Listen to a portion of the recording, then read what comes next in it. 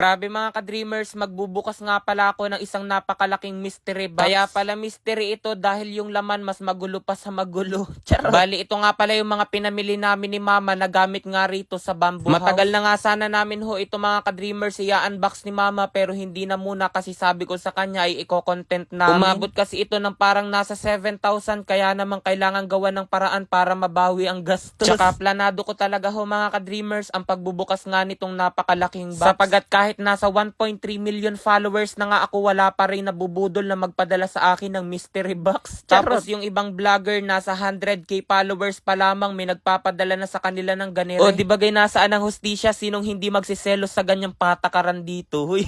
At dahil self-supportive naman ho ako mga ka-dreamers ever since, kaya naman ako na lamang ang sumuporta sa sarili ko. Para naman kahit papaano ay maranasan ko rin magbukas ng mystery box. Ang kagandahan nga rito sa binubuksan ko na box ay alam ko ang nasa loob. Tapos ayan, konting acting lamang na kunwari nagugulat sa mga nakukuha ko. Kaya sa mga brand diyan at company, galaw-galaw kayo, magpadala rin kayo sa akin ng mystery box. Minsan talaga ginagaslight ko na lamang yung aking sarili dahil hindi pa nga ako nakatatanggap ng mga mystery box at ibang mga padala mula sa brand at company. Kumbaga ho mga ka-dreamers, para mabawasan ang bigat na aking iniisip. Bigat na naisip, akala mo may isip. Ayun na nga ni ho mga ka-dreamers, kumbaga iniisip ko na lamang na baka kapag dumating na yung mystery box, ang laman na yung dawan ko. Kaya siguro sobrang tagal dumating ho mga ka-dreamers ay piniprepare pa ni God. Uy, dinamay si God din eh. Madalas talaga sa aking video, malayo yung aking sinasabi doon sa aking ipinakikita. Wala lamang ho mga ka-dreamers, trip ko lamang lalo na ngayon. Pero dahil wala na nga ako maisip na kwento ay going back din sa aking ginagawa. Ang usapan lamang talaga namin ni Mama ay bibili kami ng mga gamit sa kusina pero bakit may ganito na doormat? Kaya ngayon talaga madalang ko na sinasama si Mama sa pamilihan kasi madalas kumukuha siya ng wala naman sa aming lista. Kaya pagdating sa counter, nako, abunado ako sa budget na aking inilaan. Pero syempre wala ho tayong problema riyan mga ka-dreamers kasi ito nga yung kasiyahan ni Mama. Tsaka batid ko naman na lahat ng ina nga ang kasiyahan ay mamili ng mga gamit sa bahay. Ay pag ganun nga ho mga ka-dreamers ay kabaligtaran sa aking nararamdaman. Kasi 'di ba yung mga magulang natin lalo na ang inabibili yan ng mga gamit sa kusina tulad ng pinggan, baso, kutsara. At syempre expected na natin yung mangyayari, itatago lamang iyan at hindi ipagagamit sa ating mga anak niya. Tapos ang ipagagamit nila sa atin yung lumang-luma na. At yung mga bagong bili na gamit ay ilalabas lamang kapag may bisita. Naku, o nasaan ang hustisya, mas mahal talaga ng ating mga magulang ang bisita kaysa sa ating mga anak niya. Kaya minsan talaga pinapanalangin ko na maging isang bisita na lamang din ako.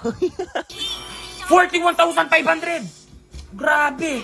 12,500! Yung 1,000 ko naging 84,100. O di ba mga ka-dreamers, sobrang dali lamang kumita rito kay PH Perry. Kaya kung nais nyo rin kumita ng napakalaking pera, nasa comment section lang ang link para mag-register at mag-deposit ng 100. Tapos huwag nyo kalimutan mag-screenshot at ilagay iyan sa comment section para manalo kayo ng 500 pesos. Ang mahilig ko ritong laruin ay ang Super Ace. So mga ka-dreamers, dito kay Super Ace, magbebet lamang ako riyan ng 1,000. Tignan natin kung magkano ang aking mapananaluhan din eh.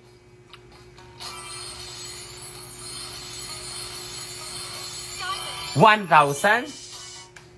Uy, scatter agad. Play. 200. 800.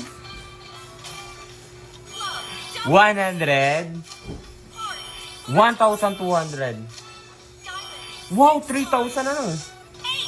2,000. Uy, 4,800. 1,800. 2,000. 41,500. Grabe. 12,500. 4,000. Ayun na. 5,000. Hala. Hala.